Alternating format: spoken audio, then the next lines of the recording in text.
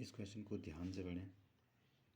एक एक घन जिसकी सभी सतहें रंगी गई हैं और इसको 125 समान घन में काटा जाता है। ऐसे कितने घन होंगे जिनकी दो सतह क्या है, रंगी गई है। तो इसके लिए फॉर्मूला होगा 12n-2 जिसकी दो भुजाएं रंगी गई है। इसलिए ये फॉर्मूला हम लेंगे। तो फॉर्मूले में n पुट करेंगे तो n यहाँ पे सबसे पहली बात है, यहाँ पे हम देखेंगे n क्या होगा। सबसे पहले कन्फ्यूजन यहाँ पे बच्चों को इसी चीज़ में होता है। तो ये बच्चे देख रहे हैं n की जगह क्या कर रहे हैं, पुट क्या कर रहे हैं, 125 कर रहे हैं पुट। n की जगह 125 नहीं करना है। n क्या होता है, ये n क्या होता है, ये क्यूब फॉर्म में होता है। जैसे 125 है ना, तो ये क्यूब होता है, क्यूब फॉर्म में होता है ना।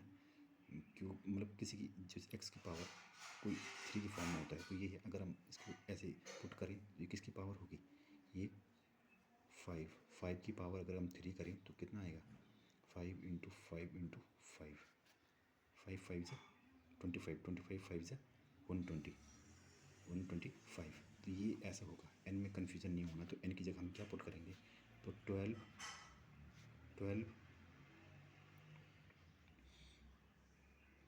ब्रैकेट लगाएंगे, n की जगह हम 5 यहाँ पे पुट करेंगे, -2 करेंगे। तो ये होगा ऐसे करके। तो पहले क्या करते हैं, बॉर्डर मास हर जगह हमने रूल को फॉलो करना है।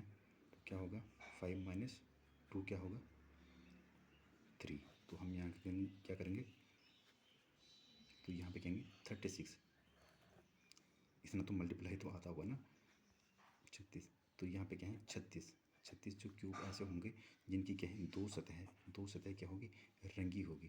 तो ये ऐसे करना। और अगर ऐसा नहीं होता है, अगर कहीं पे दिया होता है कि 0 सतह, मतलब 0 माने कोई भी सतह रंगी नहीं गई हो, तो उसके लिए क्या फॉर्मूला होगा, उसके लिए होगा n-2 का होल क्यूब। और अगर ऐसा बोलता है कि एक सतह रंगी गई है, तो उसके लिए फॉर्मूला होगा 6n-2 का होल स्क्वायर। और अगर बोलता है कि 3 सतह, तो 3 सतह के लिए सीधे हम क्या करते हैं, इनके लिए हमेशा याद रखना है, इसमें क्या है 8 जो आएगा, आंसर आएगा, इसमें आंसर 8 आएगा। तो ये इसके लिए क्या है, हमेशा 3 सतह वाले के लिए क्या हमेशा याद रखना है, 8 आएगा आंसर। ये चीज़ें हमेशा ध्यान रखनी। और ये हर मतलब कभी पेपर में जो आता है ना, तो ये बच्चे अक्सर किस में कन्फ्यूज होते हैं, फॉर्मूला भी रट के जाते हैं बच्चे, n में कन्फ्यूजन होता है। तो n क्या होता है, किसी चीज़ का क्यूब होता है। जैसे कभी 64 होगा, कभी आपके पास कुछ ऐसे मतलब ऐसे नंबर देखे जो क्यूब होंगे, किसी के ऐसे नंबर दिए होंगे। अगर नहीं दिए होंगे तो इसका मतलब आपने क्या फॉर्मूला लगाना है, ये लगाना है। और अगर 1 दिया होगा तो ये फॉर्मूला, अगर 3 दिए होंगे तो ये फॉर्मूला।